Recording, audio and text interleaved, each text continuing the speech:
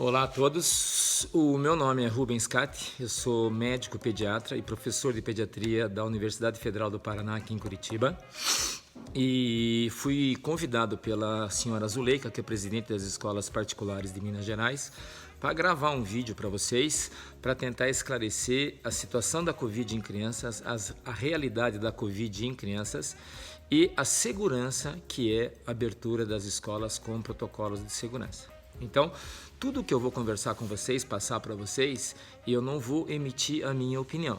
Tá? A opinião é uma realidade individual. O que eu vou passar para vocês são informações científicas comprovadas que não há discussão.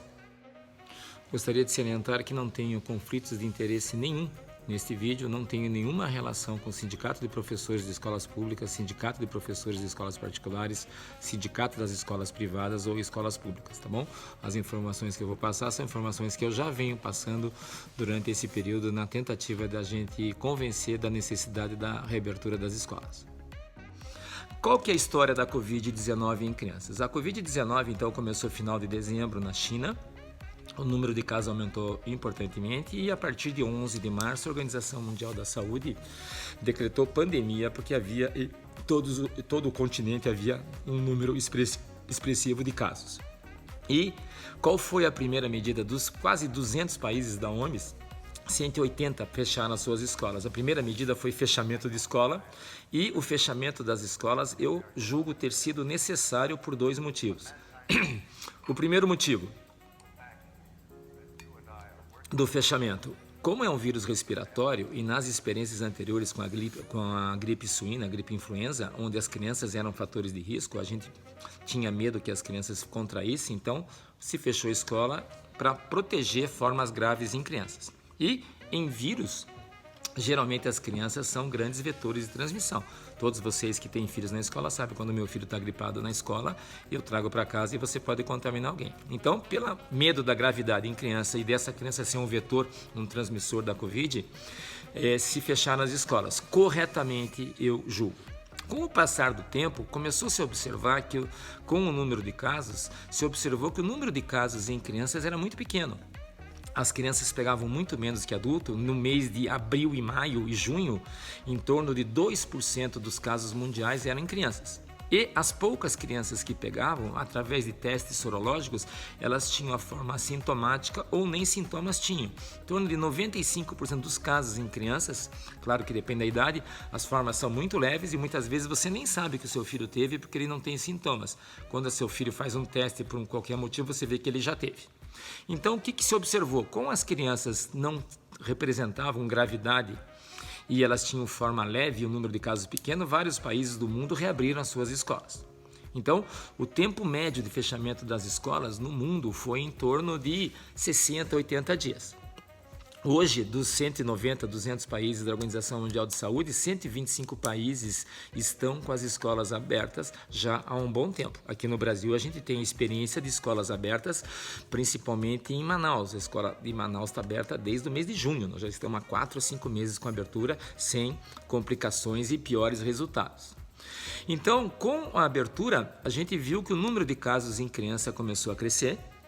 Hoje, as crianças representam, dessa totalidade de casos no mundo, que a gente vê, eu pego o Brasil, que está com quase 6 milhões de casos, nas Américas as crianças representam em torno de 10% dos casos da Covid-19 são em crianças, e na Europa em torno de 5%. O Brasil, como é a América, ele representa isso, então o Brasil está em torno de 9, 10%.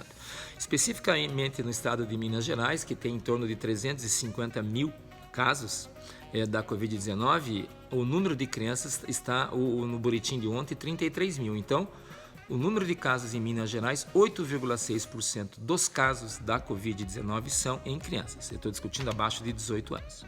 Tá? Então, o número de casos é expressivo, mas quando a gente vê a mortalidade é muito pequena. O número de casos que precisam internar são muito pequenos, mortalidade é muito pequena. Então, dos 9.500 óbitos que o estado de Minas Gerais teve, 25 são em criança. Quando um adulto pega a Covid, o geral, não vou estratificar em fatores de risco, a chance de um adulto morrer é de 2 a 3%. Isso quer dizer o quê? Cada 100 adultos com Covid, morre 2 a 3. Em criança, no estado de Minas Gerais, e praticamente é uma mortalidade do Brasil, cada 1.500 crianças, uma tem a trágica evolução de ir a óbito. É uma mortalidade muito pequena, mas a medicina perde o seu valor quando a matemática na medicina perde o valor quando se um é nosso filho. Então a gente tem que tentar preservar e correr para buscar uma mortalidade zero e proteger. Então, quais são os motivos que faz com que uma criança tenha menos Covid? Principal motivo, o vírus, coronavírus, para entrar no nosso corpo, ele precisa ter uma porta de entrada. É como se fosse uma chave e uma fechadura. Aquelas pontinhas, aquelas espículas que a gente chama do coronavírus, eles têm que ter uma fechadura para ele entrar. E essa fechadura para entrar chama-se um receptor, que na literatura, quem tiver curiosidade, chama-se ECA, é enzima conversora de angiotensina 2. É a fechadura. As crianças têm muito menos esse receptor. Outros dados, vacinações em crianças fazem proteção, aleitamento materno faz proteção, as crianças têm menos exposição a aglomerações, as crianças têm menos exposição à poluição atmosférica, a tabaco. E os nossos filhos, quando fazem gripe, todas as gripes que os nossos filhos fazem, eles fazem uma memória imunológica, que vocês devem escutar esse termo na literatura por aí e na mídia. Essa memória imunológica quer dizer, quando uma criança tem contato com vírus, essas gripes anteriores dela vão produzir uma defesa e vão fazer com que elas não peguem a doença, ou se tiver que contrair a doença, vai contrair de uma forma mais branda, uma forma mais amena. Então, 75% das crianças até os 4 anos já tiveram contato com um tipo de coronavírus, não esse que nós estamos discutindo, coronavírus mais benignos. E quando eles têm contato com esse coronavírus, eles ativam uma célula de memória, um exército que ela tem guardado no corpo dela, que quando o corpo é invadido por esse coronavírus, esse exército vai lá e impede que a criança faça infecção. E o curioso é que essa proteção que a criança faz contra a Covid, ela protege os adultos também. Esse é um dado muito interessante, um trabalho escocês com 300 mil famílias. O que eles observaram? As famílias que tinham mais filhos em casa, os familiares pegavam menos a Covid-19. Então eles pegaram 300 mil famílias, 240 mil famílias não havia filhos em casa, 40 mil famílias um filho, 25 mil famílias 2 e 5 mil famílias 3 ou mais filhos. E eles demonstraram que as famílias que não tinham criança em casa, houve 16 casos por 10 mil famílias graves que necessitou internar. A presença de um filho nessa família diminuiu a 14, a presença de 2 filhos diminuiu a 6 casos por 10 mil com necessidade de internação e 3 ou mais filhos você tinha 5 casos por 10 mil. Então, o convívio com criança, essa imunidade que a criança tem, ela passa também aos adultos. Esse é um dado importante. Esse é um dado importante porque o quê? Se eu, como pai, e toda a família em contato com uma criança, eu tenho essa proteção indireta das gripes que meu filho fez, as crianças na escola vão ter contato com os professores, os educadores e cuidadores de escola. Então, esse mesmo benefício que as famílias têm, as pessoas que têm o contato com criança também vão ter. E a gente sabe que a nossa realidade é que vários professores educadores, nossos filhos muitas vezes passam o dia inteiro na escola, eles passam aí 8, 9, 10 horas ao dia na escola e professores educadores muitas vezes em horas, depende da dinâmica da família, tem mais contato com a criança. Então trabalhar com criança não é um risco maior do que outra atividade profissional. Então, professores, educadores, o contato com criança na escola, se você tem protocolos de segurança você não tem um risco maior do que um cara que está no banco, um professor que está em outra atividade, de um guarda de trânsito, de supermercado, de farmácia. O contato com criança não é uma atividade de risco que o coloque em risco. Esse é um dado fundamental, tá bom? Então vamos lá. Qual a manifestação clínica, como eu falei para vocês, é isso. Esse trabalho mostra que o contato com crianças deixa você um pouco mais seguro. Mas eu tenho que dar segurança, nós como pediatras temos que dar segurança às crianças e aos familiares e aos educadores da escola que você pode trabalhar desde que o teu município ofereça condições de segurança e a sua escola ofereça condição de segurança. Quando que um município pode discutir a abertura de escola? Quando o índice R, que é esse índice, quanto uma pessoa infectada pelo Covid transmite a quantas pessoas, estiver abaixo de 1. Então você veja, a Covid tem um índice R de 1 a 2. Quando eu discuto sarampo, que está voltando no Brasil, que é uma preocupação que a gente tem, uma criança com sarampo ou um paciente com sarampo transmite a 18. Uma criança com gripe transmite a 3,5. Então, o índice de transmissibilidade da Covid em crianças, ele não me preocupa muito em criança, me preocupa em adulto, porque eu tenho que garantir a segurança das crianças e a vacinação que todo mundo põe em voga, eu tenho que atualizar o calendário vacinal das crianças para o retorno à escola. Não necessita em nenhuma criança durante este ano, o ano que vem, e talvez início de 2022 receberá a vacina da Covid-19. O último grupo a ser vacinado será o grupo de crianças, que é o grupo de menor risco. Quando eu comento essa mortalidade, então, no estado de Minas Gerais, 25 crianças faleceram, a gente pega que a maioria das crianças que falecem, eles têm algum fator de risco. São crianças com imunodeficiência, com câncer, as crianças que têm algum problema pulmonar, cardíaco. Então, eu tenho que ter uma epidemiologia boa na tua cidade, um índice R abaixo de 1, eu tenho que ter uma curva decrescente do número de casos e eu tenho que ter leitos hospitalares. O que aconteceu no mundo e está acontecendo? Os países que rapidamente atingiram esses níveis, eles reabriram as escolas. Todos os países do mundo que reabriram as escolas, não houve surto oriundo dentro da escola. Poucos países houve casos, e foram países como Israel e Suécia, que os protocolos de segurança não eram muito rígidos. Se permitia sem máscara, não tinha isolamento, então não tem. O sucesso da abertura da escola, na maioria dos países, é quase que total. Então, os resultados são ótimos com a abertura das escolas, e uma prova disso que a gente está tendo é o quê? A gente tem que aprender com os nossos erros. Diz que inteligência é você aprender com erros, e eu acho que concordo, mas sabedoria é você aprender com os acertos e erros dos outros para não cometê-los com você. Agora, na segunda onda na Europa, o que está acontecendo? A Europa é um país que preza pela educação. Nenhuma escola está fechando na Europa, e os números na Europa hoje estão piores do que a primeira onda. O Brasil está em primeira onda ainda, o Brasil não escapou da primeira onda com números ainda muito altos. Então, o fechamento da escola hoje na Europa, nenhuma escola está fechando e está aberto. Está fechando o comércio, está lockdown. Se vocês veem lá que o Reino Unido está fechando, Bélgica está fechando e vários países da Europa. Mas as escolas estão permanecendo abertas devido à necessidade.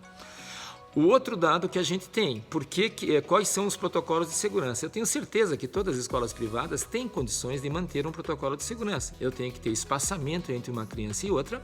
Então, hoje, metade das crianças os pais estão aceitando voltar à escola, metade não. Então, só com isso você diminui o número de crianças. Um dado importante, metade dos pais estão aceitando levar os seus filhos às escolas, mas não deixem de ouvir os seus filhos. A opinião da criança é fundamental. Então, se você perguntar ao seu filho, ele quer voltar à escola. É fundamental voltar à escola. Por que nós, como pediatras, estamos nessa luta da volta à escola?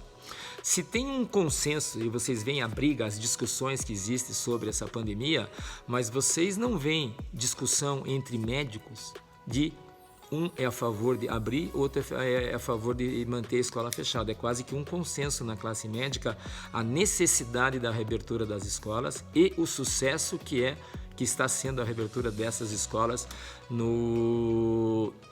em outros países. Então, por que a gente quer abrir escola? Porque a Covid não é benigna em criança. A Covid é pouco comum em criança e mais leve. Mas se eu pegar que 30% das crianças no Brasil e no mundo eles estão com alteração de saúde mental e saúde alimentar, e vocês devem presenciar isso com os familiares de vocês, com os filhos, sobrinhos e amigos de vocês, que as crianças estão com depressão, angústia, ansiedade, crises de estresse pós-traumático, ideação suicida, absurdas agressões sexuais e abusos, agressões físicas e abusos sexuais. A criança está fora da escola, a criança está exposta ao meio ambiente, e essa pandemia, como todas as outras, não é nada democrática. Os mais vulneráveis, as crianças de escolas públicas, eles estão pagando um preço muito mais caro do que as crianças, acho que da população que eu estou falando, de escolas privadas, que tem uma condição. Então, o Brasil hoje tem em torno de 50 milhões de crianças, 40 milhões das crianças estão em escolas públicas com muito menos condições. Então, se eu tenho uma criança com alteração de saúde mental, que o Brasil, vamos lá, 30%, nós temos 65 milhões de crianças no Brasil. Eu estou discutindo 20 milhões de crianças que estão com depressão, angústia, ansiedade, voltando a fazer xixi na cama, medo de dormir, ideação, suicídio, agressão física.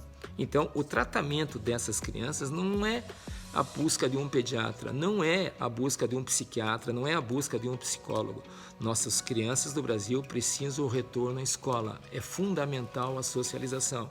O retorno à escola nesse momento é para a criança conviver com criança e ter a alegria de conviver no ambiente que ela gosta e que é um ambiente seguro. Escola protege a criança, ao contrário de uma casa onde o risco é maior. Isso pode parecer paradoxal. Mas tem um trabalho chinês com 70 mil famílias que ele demonstrou que 10 mil famílias, as crianças foram à escola depois de 45 dias de paralisação e 60 mil famílias, as crianças não foram à escola. As crianças que ficaram em casa pegaram 3 vezes mais Covid do que as crianças que foram para a escola. Então, em casa, tem um risco maior. Se você tem um familiar positivo e teu filho fica em casa, ou qualquer outra, a chance de contaminação num domicílio é no mínimo 50%. Então, as crianças que vão à escola neste trabalho com 70 mil famílias chinesas, a chance de ter infecção foi 3 vezes menor do que a chance de ter essa infecção dentro de casa. Outro trabalho muito importante, então, depois da abertura na América do Norte, depois de 3 meses de abertura, eles fizeram um teste aleatório lá em crianças e nos educadores de dentro da escola, pegaram lá 1.800 escolas com 16 mil testes em 50 estados americanos. O número de casos positivos foi 0,2%, foi menor do que a população geral. Então, a população geral que está se expondo, ela tem um muito maior risco do que a população que está na escola. Isso eu comento também em hospitais. Eu trabalho em hospital, eu tenho filho que é aluno de medicina. Quando meu filho está dentro do hospital, quando eu estou dentro do hospital, eu estou mais seguro ou tão seguro do que eu estou na rua. Porque no hospital eu me protejo, no hospital eu tenho o meu material de segurança, como a escola vai ter. As escolas terão seus protocolos de segurança que serão efetivos e vocês têm que ter segurança nisso. Então demonstrou que quem vai para a escola teve uma chance 3 vezes menor do que ter. Testes aleatórios mostraram que não tem rastreamento, o vírus não sai da escola. Quando a gente tem casos positivos da Covid-19, foi um adulto, um trabalhador da escola que trouxe o vírus para dentro da escola. É mito dizer que criança não pega e não transmite. Criança pega menos de forma mais leve. E a criança tem um índice de transmissão muito menor do que um adulto. Então, escola aberta não aumenta o número de casos na comunidade, escola fechada não diminui. A escola não altera o número de casos, a epidemiologia na sua cidade. É um local seguro. Os professores, educadores, cuidadores das escolas não têm uma exposição de risco maior do que outras profissões. É igual ou até menor por esse comentário que eu fiz deste trabalho. Então, trabalhar com criança é seguro e a gente vê, por exemplo, aqui na universidade a gente está tendo casos positivos, não é o aluno que contraiu no hospital, é o aluno que depois do hospital ele foi se encontrar com amigos, ele foi fazer um churrasco com 10, 15 amigos, ele foi para uma balada, ele foi para uma praia lotada. Então, o ambiente de trabalho você tem protocolo de segurança. A minha fala com vocês é para dar segurança aos familiares e também a vocês, educadores, que frequentam a escola. Então, um passo. Se você tem o protocolo de segurança e vocês têm escola privada, a tua cidade permite abrir a escola. A maioria das escolas particulares no Brasil estão sendo reabertas. Por exemplo, a gente tem liminares, a gente tem escolas públicas em Manaus com excelentes resultados. Especificamente em Curitiba, a gente tem o Alvará, várias escolas estão funcionando para atividades extracurriculares e atividades curriculares também. Mas a decisão de você levar o seu filho para a escola ou não levar o seu filho para a escola tem que ser uma decisão tua. Nenhum pai e nenhuma mãe deve ser criticado pela decisão dele. Nós temos que dar segurança aos pais e dar segurança aos frequentadores de escola, quem trabalha na escola. O trabalho mais impactante que eu sempre comento foi um trabalho feito na América do Norte com 57 mil profissionais da área da educação. Então, o que eles fizeram? Eles voltaram à escola, metade com atividade presencial e metade com atividade à distância. Então eles separaram 57 mil educadores e metade trabalhou dentro da escola, como a gente sempre trabalhou na nossa atividade presencial, metade híbrido, metade remoto, metade presencial, e a outra metade trabalhou à distância e metade trabalhou presencial. Não houve diferença. O número de casos de 57 mil foram 427, 0,7%. E não teve diferença das pessoas que trabalharam dentro da escola e das pessoas que trabalharam remoto. Então, o que eu quero passar para vocês é a segurança. Professores, educadores, cuidadores, funcionários das escolas, a atividade de vocês não é de risco. As crianças precisam do contato com vocês e com os amigos da escola. Elas não precisam do contato comigo, do pediatra, também do psicólogo vai precisar, mas elas precisam voltar às escolas. O que menos me incomoda é o aprendizado nessa escola, nesse momento. Eu quero que ela volte para a escola, para ela sorrir. A expressão facial que vocês vão observar, e eu vejo vídeos de pacientes, de clientes que me mandam, a alegria de uma criança ao retornar à escola é muito grande. Digo, todos esses protocolos, eles vão ser rechecados e se faz avaliações contínuas. Tá bom? Vocês vão escutar, por exemplo, tem escola em tal local que está fechando. Decisão particular da escola. Por exemplo, a América do Norte colocou que se 3% dos casos, se 3% dos alunos e cuidadores houver na escola, eu fecho a escola. Mas ele está preservando o quê? Ele está preservando a economia. Nós temos que preservar a educação. A retomada vai ser através da educação, que a gente precisa. Então, eu queria passar para vocês, já encerrando, que a atividade de vocês nas escolas não é de maior risco. As crianças precisam desse retorno à escola e um compromisso que nós pediatras estamos tomando. Eu estou discutindo com uma classe privilegiada que tem uma condição de manter um filho numa escola privada.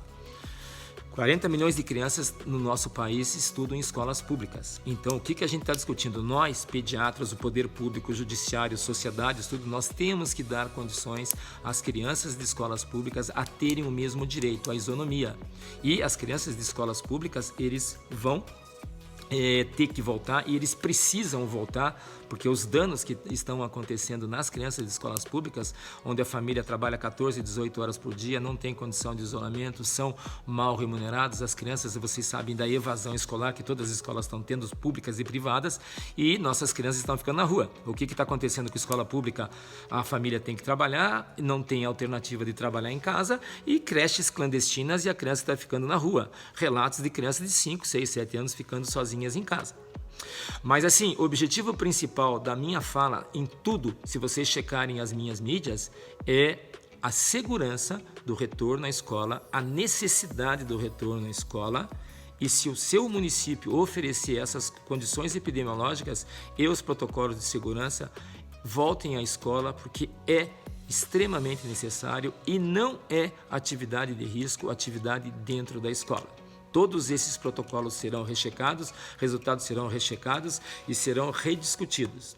Então, tenham confiança, é uma necessidade premente no país o retorno à educação, e essa educação que a gente precisa, os danos que a gente está causando à população é um dano irreparável.